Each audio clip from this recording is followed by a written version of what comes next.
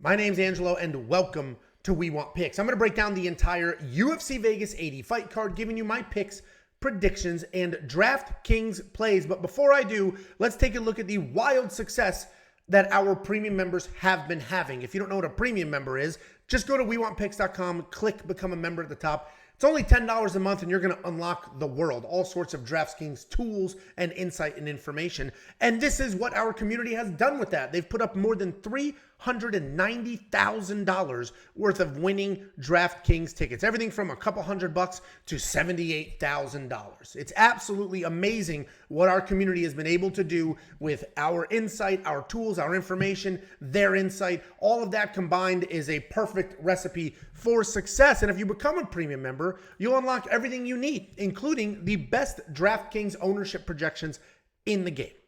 Period. End of story. This is an objective fact. This is not an opinion.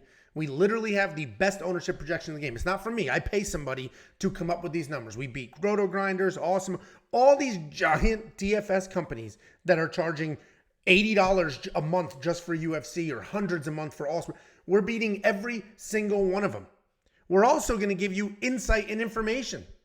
This DraftKings Plays, it's an entire section on the website for premium members that includes breakdowns of who their cash core fighters should be, the GPP core fighters should be. This cheat sheet is fully populated every Friday by 6 p.m. with the ownership projections, the scoring projections, and leverage. Leverage is a proprietary calculation that breaks down some fighters that you can use to differentiate yourself from the rest of the world. We're also going to rank every single fighter by contest type and salary. You're also going to get the optimizer. This literally builds lineups for you. Remember the ownership projections we talked about? The best numbers in the game? Well, those are preloaded into this optimizer every Friday. And the optimizer is essentially just a fancy calculator that's going to build lineups for you. It'll build up to 150 lineups all at once. And you can take those lineups, enter the contest. And if we go back to some of these winning tickets, literally people talking about this optimizer built the lineup for me. All I did was pick two players, click a button, and the lineup was built by the optimizer, and it won me all that money. And if everything I just said makes no sense to you because you're here for a full card breakdown and you don't really care about the DraftKings aspect, well, if you're a premium member, we have a full beginner's guide to DraftKings. It is a 5-chapter course that will walk you through what it is, how it works, how to play, how much money you should be playing with, and all of that. And I'll tell you right now, if you haven't done DraftKings Fantasy, give it a try. Enter free contests or 50-cent contests. You don't have to do it to win the 78 grand that I showed you before. Nothing is more fun than building a fantasy lineup and watching fights. And now you're caring about fighters you would have never given a shit about before. Random undercard UFC debuts, but they're in your lineup. They were affordable, and all you need is a couple of takedowns. It's so fun. It is awesome. If you don't know what this is, or if you want to learn more, just click on more in the menu and then courses, and that's going to get you everything that you need, guys. Let's go ahead and break down this card again. WeWantPicks.com, click Become a Member. It is $10 a month. $10 a month for everything I just mentioned and so much more. UFC Vegas 80, down to 11 fights. We had 12. We're down to 11. One fight was rebooked. Chris Gutierrez, Montel Jackson. Jackson's out. Gutierrez was moved to next week with a brand new opponent. But opening up the UFC Vegas 80 fight card, we have Montana De La Rosa taking on JJ Aldrich. Montana was already on this card. JJ's the one stepping up on short notice. Montana opened as an underdog. She's now a slight favorite, and that reflects here in the DraftKings pricing at $8,200. Listen, she's had a little bit of a rough run, right? She was just completely out-wrestled by Tatiana Suarez. She hung in there with Macy Barber, but Macy Barber beat her. She smoked Ariana Lipski. Myra Blana Silva, she's a tough opponent. This is a rough stretch. This is a rough stretch. The only win in 3 years is Ariana Lipski. But if we zoom out and we look at her actual skill set and what she's good at, she's a very good wrestler. She's been wrestling her whole life. This is not like a fighter that just started wrestling when they liked MMA. She's been wrestling her entire life and then parlayed that into MMA. Obviously, she's not going to out-wrestle the world level, Tatiana Suarez's of the world, but she will out-wrestle people that can be taken down. And that's who JJ Aldrich is. So personally, Montana, I think she's going to win this fight. She's got the much better wrestling. Her striking is just okay. It's not amazing. But when she does get her wrestling going, she scores fairly well. I mean, 111 points because she had 2 takedowns and a submission. 81 points, the submission. I mean, she's a decent grappler. The reality is, I mean, 5 takedowns here, but she ended up losing that fight to Andrea Lee. The reality is, Montana De La Rosa should win this fight. Let's take a look at JJ Aldrich. JJ Aldrich, decent everywhere, great nowhere, right? We talked about Montana. Montana's very good wrestling. That's what she is. She is a wrestler. JJ's not a thing. She is a well-rounded fighter. She can grapple. She can strike. She can do all the things. She's pretty tough. She's not dangerous at all, but she does get taken down. She just fought Na Liang. Yes, she ended up submitting Na Liang, but that's what Na Liang does. She gets finished. But Na Liang took her down almost immediately without no issue at all. Took JJ down, controlled her. Ariana Lipski beat JJ in one of the worst performances I have ever seen. Then Erin Blanchfield is Erin Blanchfield. This is the fight that concerns me because JJ Aldrich defended a couple of those, actually, I think all the takedowns. She defended those takedowns and looked pretty good doing it. But then she came out, was taken down by pretty much everybody else. So my opinion here is, I don't think JJ wins this fight. Even if she does win this fight, let's remove this finish because she doesn't finish anybody else. Let's go to the decision, 68. I mean, 86, not a bad score, but that included a takedown and some control time. That's not going to happen here. 81, 69. I mean, these are very low scores. JJ should not be in your lineup. If you think Montana's going to get the takedown, potentially get the finish or multiple takedowns, I think Montana should be in your lineup at that $8,200 price point. Then we have, where are we? Aldrich. Here we go. We have Aoriqileng taking on Johnny Munoz Jr. And this is going to be a fun fight, I guess. Aoriqileng, every fight he's ever been in is a fun fight. He's going to come out. He is pretty well-rounded. He's going to have incredible pressure. He's going to set a nice pace. He can fight technical or he can get sucked into an absolute brawl. He does have decent hands. He does have decent striking. It can set up takedowns, but he doesn't wrestle very often. And I don't think he's going to wrestle at all in this fight because he's fighting a very, very good grappler. $8,200 is another tricky fight. Not very often does DraftKings have multiple fighters at that same price point. That doesn't happen very often at all. But it did happen here, and this is a razor-thin fight because Aoriqileng can come forward, land that big power, do well, or he can get taken down and submitted almost immediately. I'm probably going to fade this fight because, again, look at this win. If Aoriqileng wins, it probably looks something like this.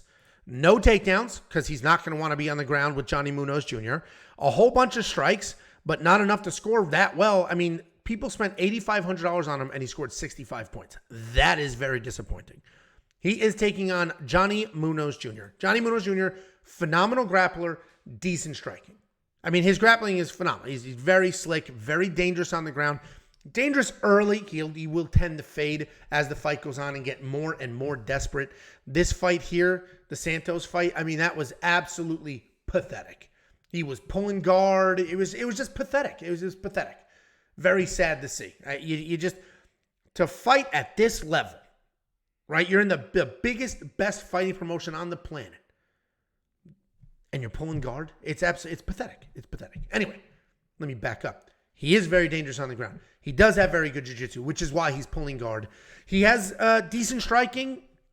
His chin, people are going to say it's questionable. Yet Tony Gravely knocked him out, and it didn't look like the hardest punch in the world.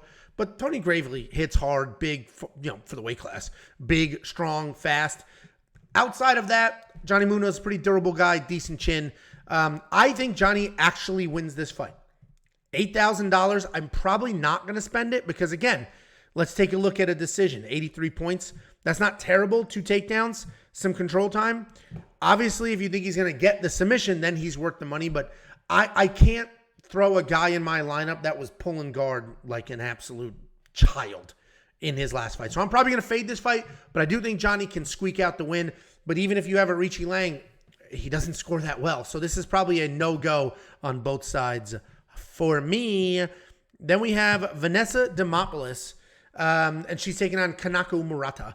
Vanessa Demopoulos, another one of these well-rounded, decent everywhere, but super busy kind of fighters. She's got decent striking. People yell at me when I say that, but she does have some decent striking. She will fight inside the pocket. She is absolutely tough as nails. She has energy for days, and she's got some decent grappling. She'll catch you in a submission. She'll work in a takedown. She's got a lot of assets, but not that great.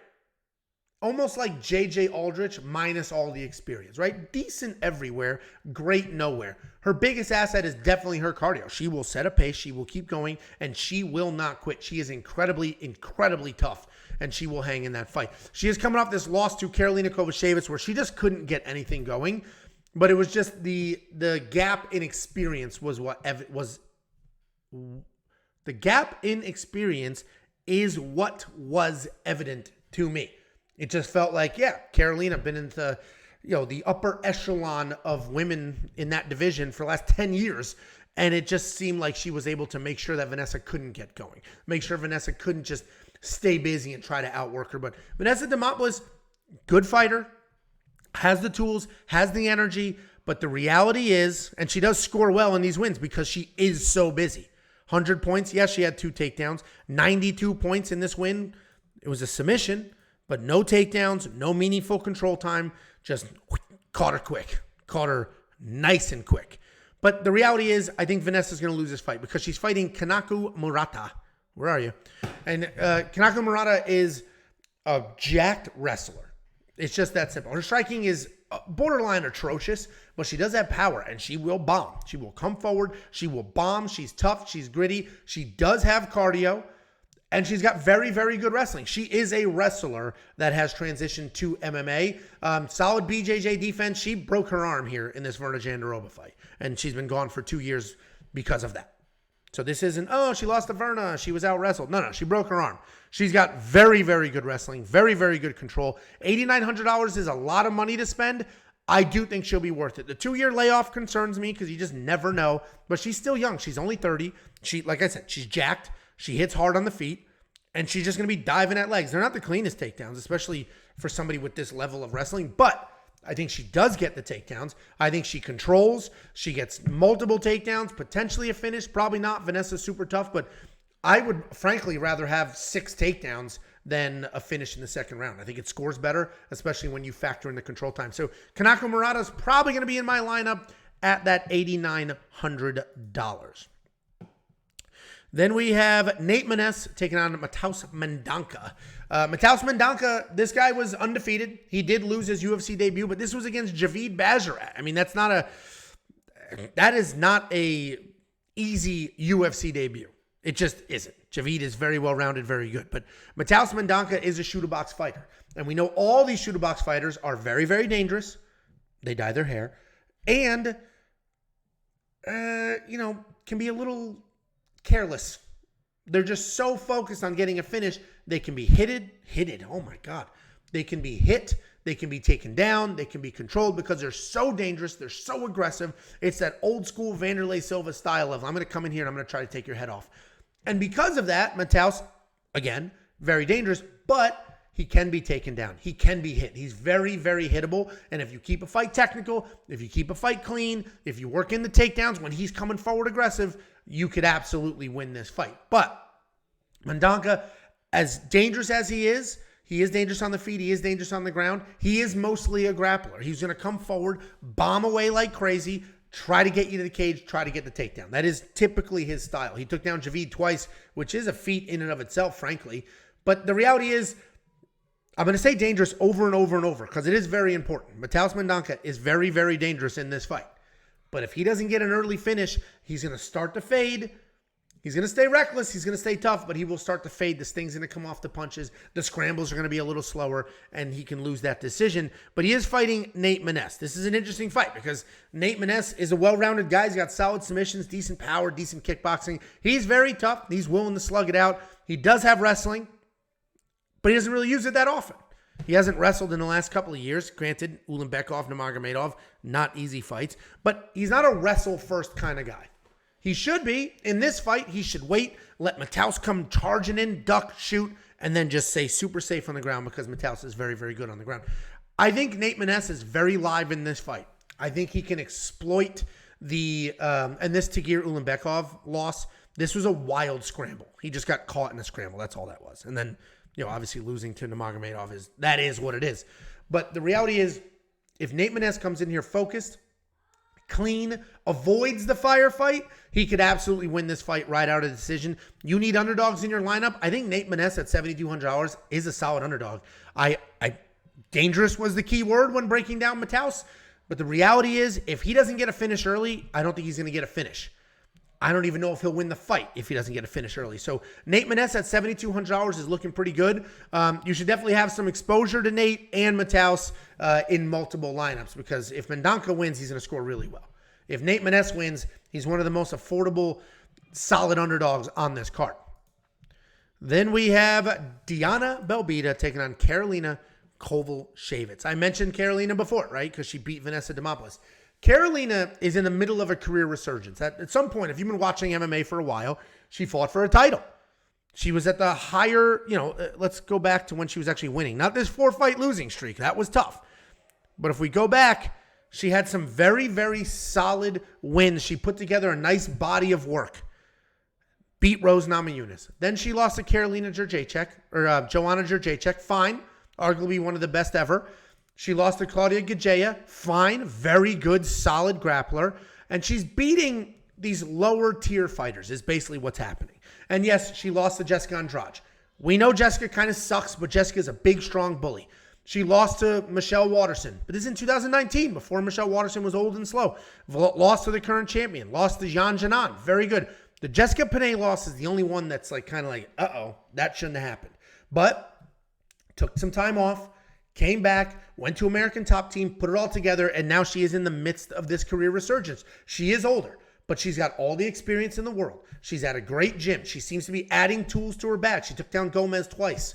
She just absolutely, and this was a controversial decision, but she absolutely beat Vanessa Demopoulos bell to bell, looked pretty good doing it. She's taking on Diana Belbita. As beautiful as she is, not good. She's not good. She just isn't very good. She is a striker. She's going to come forward. She does have a lot of stoppages on her record, and you're going to see that. You're going to scroll through Tapology, see the stoppages. You're going to see that Karolina's old, and you're going to connect dots that should not be connected. But the reality is Diana Belbita is not very good. She just isn't. She's tough. She's young. She's fast. She's busy. All those things. She is coming off this win over Maria Oliveira, which was a solid win, frankly. She should not have won that fight, meaning she did convincingly, but she shouldn't have. She wasn't supposed to. And then she came in there and she won that fight. Looked decent. It was after a whole bunch of random plaguing injuries. But outside of that, she's not beating anybody. She lost to Molly McCann. She lost to Jojua. She beat Hannah Goldie, but we now know that's terrible. The reality is Diana Belbita is a busy striker. She's got speed. She's going to let her hands go. The technique isn't great. She does have cardio. We saw a takedown or two in her couple of fights in the UFC, but the reality is Karolina's much, much better. I think she's going to be the better striker. Probably not as fast because she's getting a little old. She's going to be the better striker, certainly be the better grappler, certainly be the more composed fighter. Neither one of them are particularly dangerous. So if we're not in a fight where age is going to matter, because I don't have to worry about Karolina's chin with Diana, then I'm going to go Karolina here. And I think she could score really well, especially if she's going to come in and work some takedowns, which we've seen out of her since the American Top Team move. So I'm all in on Karolina here. I think she absolutely gets it done. I think there's levels to this. And despite the age gap, I think it's going to be pretty evident on Saturday night. Then we have what could be a fight of the night. We got Bill Algeo taking on Alexander Hernandez. And this is a tough fight to break down because Bill Algeo is a fast-paced striker. He's got that karate-style stance. He is hittable, but he does have some decent defense with that karate-style stance. He's nice and wide and long. He likes a dirty stand-up war if he can keep it there. He does have some okay takedowns, but it's at a very low 42% takedown accuracy. Takedown defense isn't much better at 55%. He does have a BJJ black belt that he doesn't really use. He's got great cardio, sets a fast pace, and he is very, very durable. This win was a quality win over downtown TJ Brown. Lost to Andre Feely. Absolutely no shame in that. This isn't Gilbert Burns. This is his brother Herbert, who looked like a Herbert in that fight. What a pathetic loser he was in that fight. And the guy would kick my ass, but that's not the point. And then the Brito win was a very quality win as well. Bill Algeo, very good fighter. They're keeping this line nice and close, $8,400. He's taking on Alexander Hernandez. What I will say here is Alexander Hernandez is the better fighter between the two of them. I think he's faster. He's more athletic. I think he hits harder. He's definitely the better wrestler. I think he's better everywhere except raw jiu-jitsu. The difference between the two of them, though, is Bill Algeo puts it all together. He's consistent. Alexander Hernandez will come out there look like trash in one fight. Come out in the next fight, look phenomenal. He has trouble putting things together at times. We've never seen a fight where his hands look good, and so did his wrestling. Like, we haven't seen a complete Alexander Hernandez. The individual pieces of him are better than Bill Algeo. The collective Alexander Hernandez is not. He's coming off this win over Jim Miller. He got his hands going, defended a couple of takedowns. Jim did have a nice little rally in that fight, but it was just, this was age was the difference here. I don't think Alex looked particularly great. This is at 155 pounds. This fight right now that I'm breaking down, 145 pounds. Doesn't make much sense to me, but that's what he's doing. He's another one of these guys, though. He is losing to better opponents, right? Billy Quarantillo, Moicano, Thiago Moises, Drew Dober. I mean, Donald Cerrone. This is where it really made people not like Alexander Hernandez. He was talking all that shit. Then he got smoked. But, beat Beneil Dariush, beat Trinaldo. Like, he's beating, Gutzmacher's not a great win. Breeden's not a great win. But he's beating who he's supposed to beat, losing to, top 15 kind of guys. This is a really tough fight. This is a really tough fight to pick, a really tough fight to call, could potentially be fight of the night. In his wins, he scores pretty well. I mean, $7,900 on an $8,900 salary is ridiculous, but Jim Miller's insanely durable. He's not a guy you're going to take down. He's not a guy you're going to out-wrestle. You're just going to have to outwork him on your feet, which is what he did. Outside of that, 108 points, Mike Breeden. 112 points, Grutzmacher. 41 points in this ridiculous decision over Trinaldo.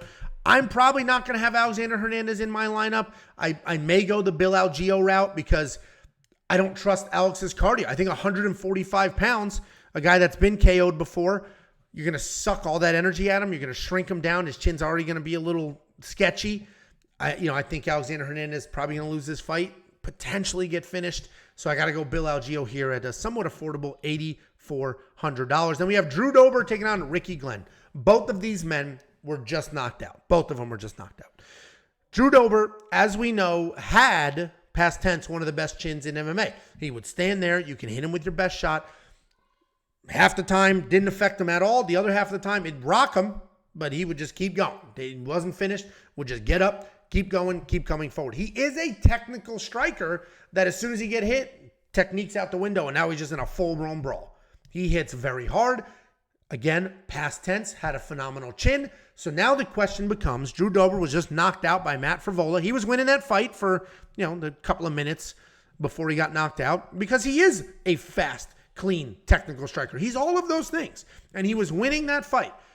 And then, a guy that gets his hit as often as Drew Dober does, eventually that chin's going to give out, and it did give out. God damn it, man. I'm switching my tenses. A guy that got hit as often as Drew Dober does, eventually that was going to catch up to him. Jacob and I both picked Matt Frevola to win that fight for that exact reason, and that's what happened. This is a different fight, though. And you got to look at it from two different sides. Half is, does Drew Dober, let's assume he still has his chin. If Drew Dober still has his chin, even the chin he had in his last fight, Matt Frevola hits insanely hard. If Drew Dober still has that chin, he wins this fight, he covers his salary, he's worth it. If Drew Dober does not have that chin, he could potentially get knocked out because he's fighting Aoriqileng. Aoriqileng, knocked out bad. Coming off, it is a bad knockout to Christos Gallegos. But Aoriqileng hits incredibly hard.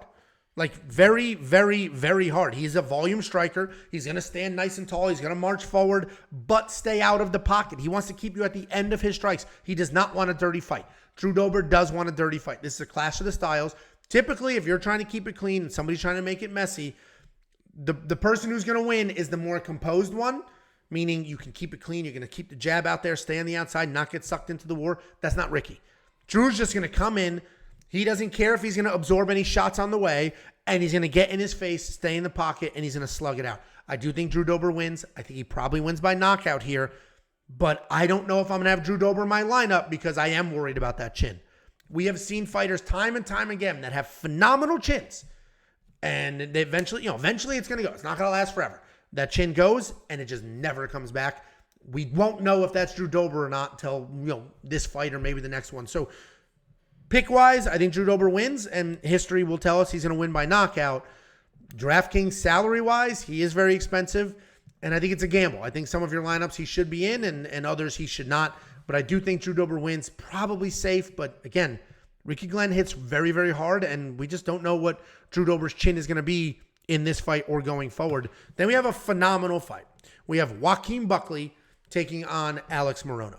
Joaquin Buckley, as we all know, incredibly dangerous striker, very athletic, very fast, very, very dangerous striker. In the past, the issue with him was he would headhunt. He had that insane, beautiful knockout over Impa Kasanganay. If you remember, this is a highlight forever. This will literally be a highlight for the rest of time.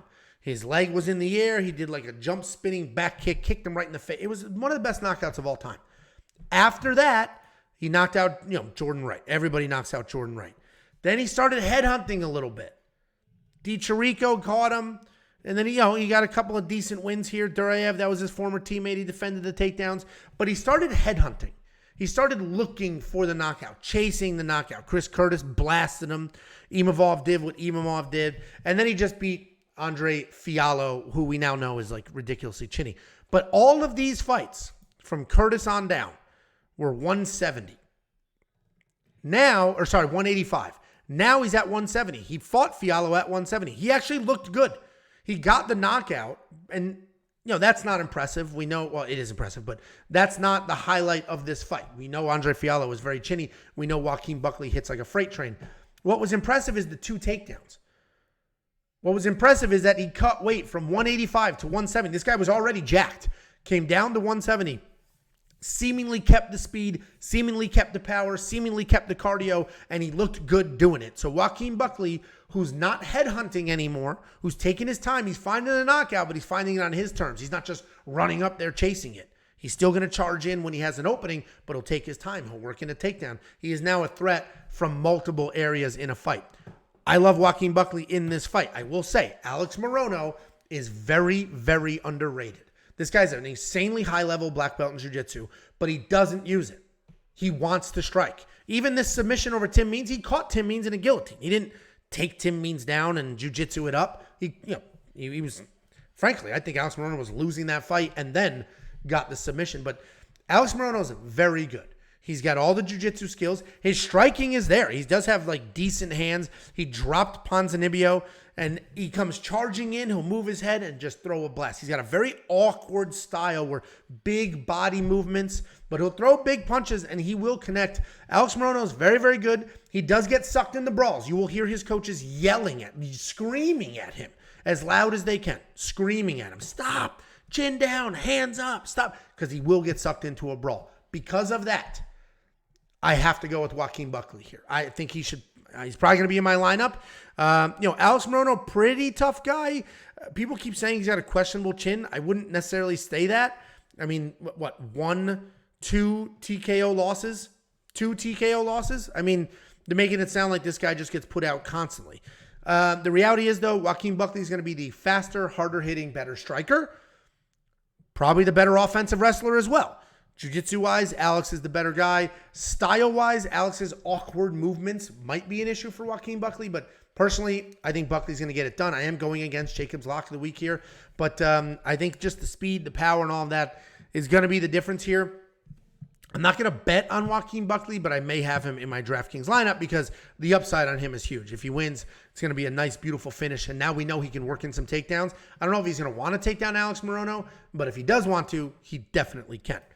Then we have the co-main event of the evening. Joe Pyfer taking on Abdul Razak Alhassan. Joe Pyfer, we don't have his contender series on here, but Joe Pyfer had broke his arm on the contender series. Broke it, just snapped, gone. Then he left, got a couple of wins outside the UFC, came back to the UFC, started taking people's heads clean off. Round one. That is the concern. Joe Pyfer hits like a freight train. He also has solid wrestling and solid jiu-jitsu that we don't see very often, but he's a very clean striker with big, big power. He is training with a whole bunch of killer grapplers as well, so let's expect him to be prepared for grappling, a solid grappler. And we have seen him work in takedowns outside of the UFC. The reason I said this one round, the round one, all these first-round knockouts are concerning to me, we just don't know what he's going to look like as the fight goes on. We don't know. What's he going to look like round 3? Is all the power gone? Is he slow and gassed and pathetic? Or is he still clean, hard-hitting, and not frustrated? We just don't know. He does have a good amount of experience. with 13 fights. He's taken on Abdul Razak Alhassan. Two things. One, very dangerous striker. He's big, strong, fast, hits hard. Very good striker. Dangerous striker, has some very real power. Two, he is a high-level judo black belt. He's been practicing judo for 22 years. He's been a black belt for a very long time. You don't see it. We don't see it very often. And that's the problem. But anybody, I've mentioned this a few times this week, that he's a high-level judo guy. And if he wanted to come forward with the judo, and all of a sudden Joe Pyfer's defending takedowns, a guy that hasn't been out of the first round in years, defending takedowns, he might be getting exhausted.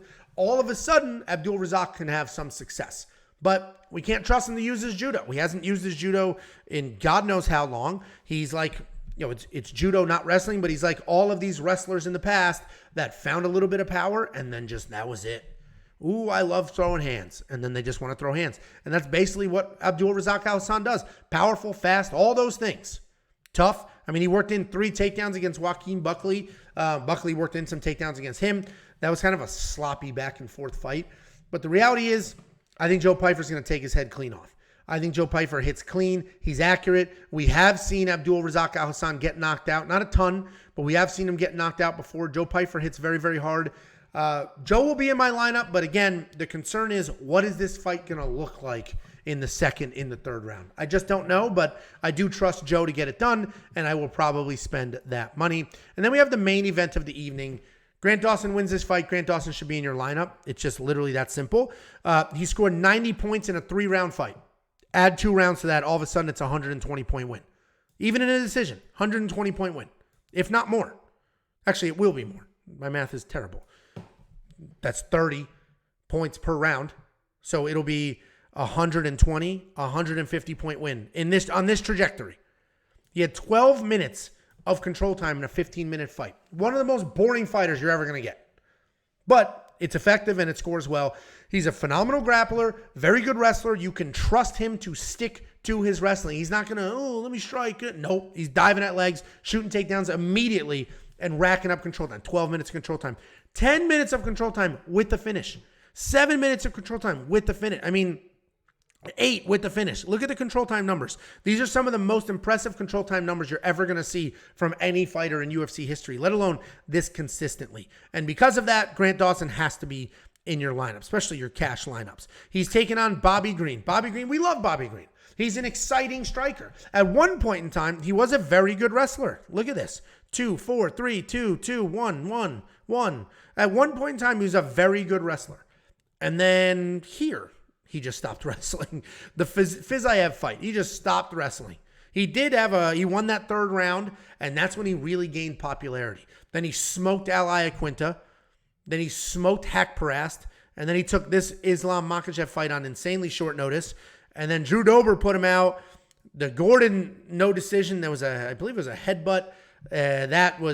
He was probably losing that fight. And then he just beat Tony Ferguson, which that doesn't say much. Bobby Green is certainly on the decline, but he's a very, very good striker. He does have wrestling that he refuses to use. Even if you wanted to use in this fight, I don't think it matters. He doesn't, outside of this Aoriqileng fight, he does not have this big one-punch knockout power. You got to go with Grant Dawson here. Unfortunately, Bobby Green, I love the guy. It'd be great if he won. I just don't see him winning. It's just not going to happen. Guys, that is the breakdown. Join the premium members. Unlock the tools, have the same success that they're having at giant volumes. This $390,000 in DraftKings winning, this is over 4 months, a quarter.